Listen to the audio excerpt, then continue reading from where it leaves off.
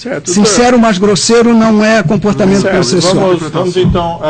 Então, Excelência, a defesa não conseguirá fazer perguntas, não conseguirá desenvolver o seu mistério nesta audiência, porque não compactará com as... Meu colega tem mais uma... Excelência, eu gostaria só de fazer um breve aditamento. Desde que me entendo como advogado, nas constituições, seja a atual, a Carta Cidadã, e mesmo aquelas outras, até a Constituição do Estado Novo, nenhuma Constituição desta República deixou de reconhecer o direito de ampla defesa. Eu faço uma indagação a Vossa Excelência e ao Ministério Público. Acaso exercitar-se-á a ampla defesa, na medida em que tivemos acesso esta noite, passamos a madrugada tirando cópia dos depoimentos, são 50 depoimentos, como nós vamos inquirir quem quer que seja nessas condições, a menos que esse ato seja um ato absolutamente destinado a um simbolismo de auxiliares da justiça, que é o papel do advogado, tanto quanto do Ministério Público. Nós somos, por norma constitucional expressa, auxiliares da justiça. Não há subordinação nem hierarquia entre magistrado, Ministério Público e advogados. Nosso papel tem que ser desempenhado na conformidade das garantias da lei maior, que rege a nós todos, a qualquer cidadão, ao nosso amigo, ao nosso inimigo, ao nosso vizinho, ao nosso filho, até eventualmente a um desafeto nosso. Então, eu não me sinto em condições, nós ficaremos no ato, não formularemos nenhuma indagação, que a defesa está cerceada como nunca vi em minha vida profissional, em 40 anos de militância profissional. Advoguei com alguns aqui presentes, até no período em que não havia sequer a garantia do habeas corpus.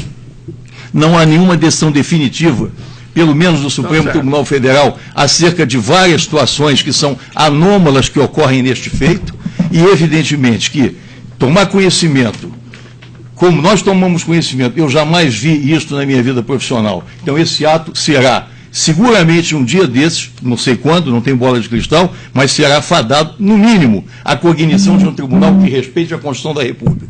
Então eu lanço aqui o meu protesto veemente contra a realização desta audiência. E Vossa Excelência afirmou que determinadas questões foram decididas, nós não sabemos disso. Eu não conheço a decisão de Vossa Excelência dos embargos de declaração. Não conheço decisão, nem sei se alguém suscitou o termo relacionado ao fato de que um profissional do direito atua numa delação onde há imposição do dever de sigilo e depois esse sigilo é quebrado porque esta pessoa se torna advogada do delatado e assim sucessivamente. Certo. Isto, evidentemente, desatende a cláusula contratual. E ver o contrato em si celebrado entre acusado e defesa, mas sem os termos correspondentes. A audiência aqui é gravada para que se veja a fidelidade, até da expressão facial, induzimento ou não de indagações. Os termos que são apresentados são sinopses da forma como se realizavam audiências no século passado. Fala-se 1 hora, 2 horas e 3, e são lidas 2 páginas. Então, não há nenhum termo de depoimento que empreste a credibilidade para que haja o exercício do contraditório nas condições que a Constituição assegura e garante a qualquer acusado. Então, diante disso, Excelência, reiterando a posição do meu colega, não há nada de pessoal com Vossa Excelência, menos ainda com o Ministério Público. Todas as causas vão passar na nossa vida, outras permanecerão e até o fim dos nossos dias. O nosso ofício é de auxiliares da justiça, a tribuna da acusação, tribuna da defesa, ambas fiscais da lei. E Vossa Excelência, como magistrado, pode errar. O tribunal pode errar, mas o tribunal erra por último. E, de qualquer sorte, as decisões de Vossa Excelência estão submetidas ainda ao escrutínio dos tribunais desta República. A reclamação foi negada com fundamentos que eu desconheço, porque também alguma coisa de surreal acontece no país. A informática veio. Doutor, e nunca foi tão difícil ter conhecimento de uma decisão. Eu não conheço a decisão do Supremo Tribunal Federal. A audiência para fazer o quê? Uma tribuna? Para usar o direito de voz da defesa. Vossa Excelência tem que ter paciência de ouvir o advogado. Certo. É um dever de Vossa Excelência. Ouvindo, não é favor. Eu estou ouvindo. Não é favor, é obrigação de Vossa Excelência. Vamos e começar tantas vezes quantas a defesa entenda que deva interferir, o fará, porque é a sua missão. Certo. Então, a defesa colocou o seu posicionamento, o posicionamento do juízo, e definindo essa questão em definitivo, a defesa, os acusados conhecem os termos da acusação, no mínimo desde 17 de dezembro de 2014, com tempo superior aí a um mês para o exercício da ampla defesa. Como já foi colocado por esse juízo anteriormente, os termos da delação premiada do senhor Paulo Costa e do senhor Alberto Youssef estavam com o Supremo Tribunal Federal, tendo esse juízo os recebido apenas no final do mês de janeiro. Tão logo examinados e verificado o que poderia ser disponibilizado, que não envolvesse autoridade com foro privilegiado, pois esses depoimentos são da competência do Supremo, isso foi disponibilizado aos autos. Infelizmente, só foi possível fazê-lo ontem. Mas como esse juízo já consignou, nos termos disponibilizados ontem, não existe qualquer declaração dos criminosos colaboradores a respeito do fato dessa imputação. Com o que, embora a defesa tenha tido acesso a esses depoimentos antes, isso não tem a menor relevância na compreensão desse juízo em relação à ação penal aqui em curso. A posição do juízo, a despeito de eventual resignação das defesas, é da necessidade de garantir o direito dos acusados, inclusive dos acusados presos, a um julgamento no tempo mais breve possível.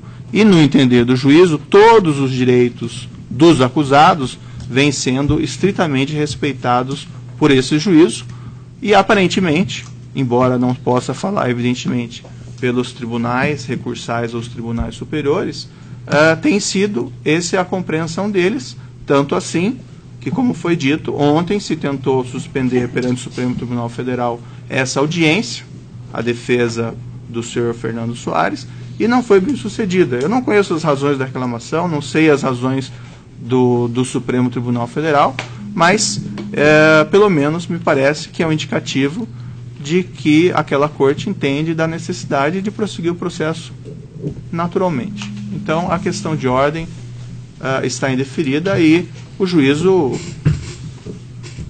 compreende as razões da defesa, o entendimento da defesa, mas deles não compartilha. Os direitos dos acusados nesse processo estão sendo estritamente observados, assim como a lei e a Constituição desse país. A defesa pode argumentar, mas não tem o monopólio de interpretação dessas regras legais ou regras constitucionais, certo? Se eventualmente, com signo, inclusive, se eventualmente, depois da oitiva do senhor Paulo Roberto Costa, no decorrer do processo, a defesa entenda que é necessária uma reinquirição, pode naturalmente requerer isso ao juízo, e o juízo vai apreciar isso com bons olhos, na suposição de que alguma prova superveniente torne necessária essa oitiva. Então fica esse compromisso do juízo e não vejo aí a necessidade se a defesa quiser perguntar, se não quiser perguntar, isso é um direito da defesa. Se eventualmente no futuro quiser reinquirir o senhor Paulo Roberto Costa, eu tenho absoluta certeza que ele vai estar à disposição para vir perante o juízo e prestar os esclarecimentos com naturalidade. Então, vamos prosseguir o ato sem maiores delongas. Só uma questão, doutor, então, eu peço para passar o microfone, por gentileza.